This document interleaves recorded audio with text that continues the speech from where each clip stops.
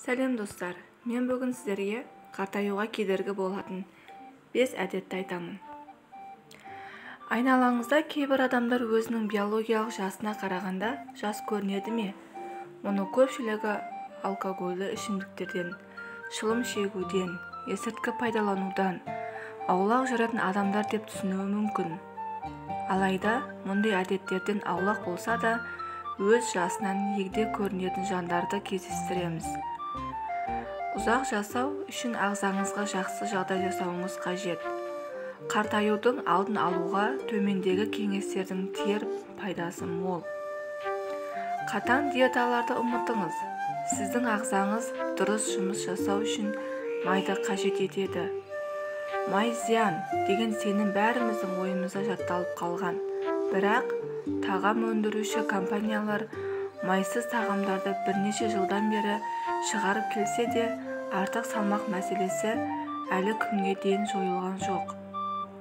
Біздің ағзамызда қартаюмен күресетін тестостерон гормоны дұрыс қызмет атқару үшін холестерин мен майды қажет етеді.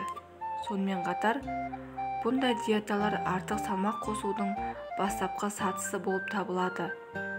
Артық қыламын деп тыртық қылып жүрмеңіз.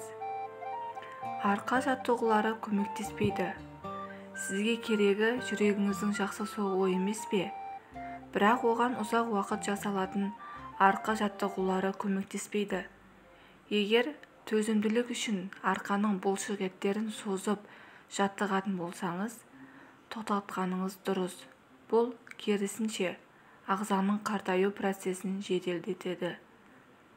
Осындай жаттығуларды қысқа, жылдам жасалатын ептілікті қажет ететін жаттығулармен алмастырыңыз. Мұнымен жүректің қызметін жақсарта аласыз.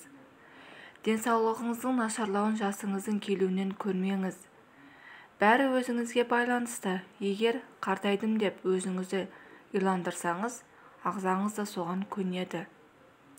Салауатты өмір салтын ұстанып, спортпен шұғылдансаңыз, әлі жап-жас екеніңізді айналаңыздағы жандар да сеніммен қарайды.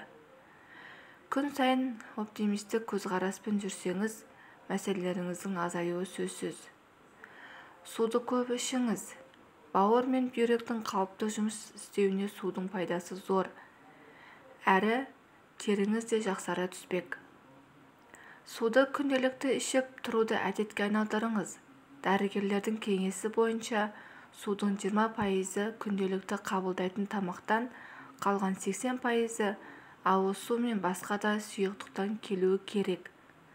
Тағы айта кететіні, әр күніңіздің 1 стакан су ішуден бастаңыз. Ұйқыңызды қандырыңыз. Тым аз ұйықтау немесе тым көп ұйықтау миыңызға кері әсер етеді. Күніне 8 сағат ұйықтау керек деген жалған пікірлерді өшіріп тастаңыз.